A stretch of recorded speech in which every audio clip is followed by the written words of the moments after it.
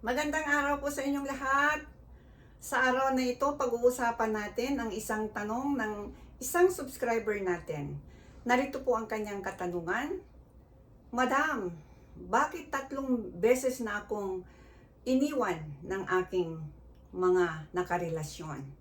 Pero bago ko simulan ang pagtalakay natin, pwede bang pakihingi ng isang pabor na isubscribe ang aking maliit na channel at pakiclick na rin ang notification bell para sa susunod, updated kayo sa lahat ng mga bagong videos na ipapalabas ko. Maraming salamat. So guys, wag na tayong paligoy-ligoy pa. Simulan na natin. Alam nyo ba guys na meron lang isang bagay kung bakit ang mga karamihan, hindi naman 100% ha, siguro mga 70% ng mga kababaihan na nawawalan na ng gana sa isang lalaki na kahit anong isipin pa ng lalaki, hindi nila talaga nakukuha kung ano talaga yung gustong ng isang babae. Dahil nakakahiya naman kasing sabihin nila ng direkta, no, kung ano talaga yung gusto nila. Pero tandaan natin guys, ito lang po ay aking obserbasyon sa aking mga naging mga kaibigan na marami na akong tinanungan at mga nangyayari. Kaya ito ay binabase ko lamang po sa real talk, no? O sa mga napanayam ko po. So, ang isang pinoproblema talaga ng isang babae, hindi po ito matawag na masama, no? Pero tandaan natin kapag ang ating karelasyon, maging asawa man, kasintahan man, ay may connection po ito. So ano nga po ba ang isang bagay na ang babae ay bigla na lamang kumalas o nawawala na ng gana sa isang lalaki? So ito po ay ang tinatawag na pera. Pera po ang isang dahilan guys. Sinabi ko na kanina na hindi po ito masama. Dahil ang isang babae kapag wala ito, hindi niya nagagawa. No, halimbawa sa mag-asawa, walang binibigay ang kanyang asawa, ang kanyang husband.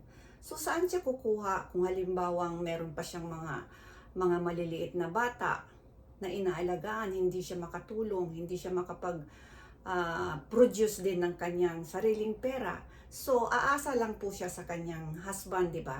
So, ang mangyayari nito kung walang pera yung husband niya, hindi nagtatrabaho, so may tendency po na ganito tulad ng lahat na tao ngayon, sumisilip na sa Facebook, sa YouTube, no? Kung ano-ano na. Doon, nagkakaroon sila ng, anong tawag dito, yung nagkakasala na tuloy sila dahil meron silang makita na ang lalaking yon ay mayaman, tapos nagiging ano pa niya sa halimbawa sa Facebook, naging kakilala niya, tapos nagpa-add pa sa kanya, nag-request ng friend request, tapos ayun na ang simula. Maisip niya, may pera ito kaysa asawa ko. Kaya yan po ang isang dahilan guys na bakit minsan nagluluko ang ating partner. Hindi po ibig sabihin dahil mahal niya yung taong yun, kundi gusto niya na mapunan na sa hindi binibigay ng kanyang karelasyon o kanyang asawa. So yan po lang ang maibahagi ko dahil ito po ay real talaga na tinanong ko po yung mga kaibigan ko dito sa Japan na kung bakit sila nagkakahiwalay dahil po sa pera. Nagkataon na ang mga partner nila ay nawalan ng pera o walang pera. Kasi kahit naman mga Hapon, meron ding walang pera guys. Huwag na po nating isipin na nang dahil nasa mayamang bansa ay wala na pong mga dito, tinatawag na pobre. Meron po. Yun nga lang, ang pagkakaiba sa atin naman napakarami, no? Nang walang trabaho. Dito naman, halos may trabaho. Kaso lang, merong mababa. Hindi kagaya sa atin na walang trabaho, kaya hindi makapagtrabaho. Dito, halos maraming trabaho. Yun nga lang po, yung sweldo minsan. So, yan, kapag ang isang babae, kahit po Haponesa, hindi lang po dahil Pilipina, pati mga Haponesa din, pag wala ng pera o wala ng maibigay sa kanya, yung kanyang partner, talagang pinapalitan na kahit hindi pa hiwalay, naghahanap ng ibang lalaki, pero hindi po nga, sinabi ko na kanina, na hindi dahil gusto niya o mahal niya, kundi yung makatulong sa kanya, no? Malalaman nyo lang po kung hihiwalay na talaga sa inyo ang isang babae, yun po ay wala ng pagmamahal.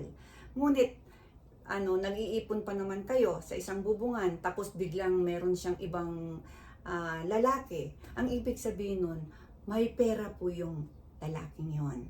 Kaya humihingi po siya ng tulong. Yun lang po ang aking maibahagi sa inyo na talagang ito po ay may katotohanan base sa aking mga nakapanayam na napakarami kong mga kaibigan. Maraming salamat sa iyong tanong. Hanggang sa muli, ang inyong lingkod si Ate Estela ninyo. Maraming salamat. Bye-bye!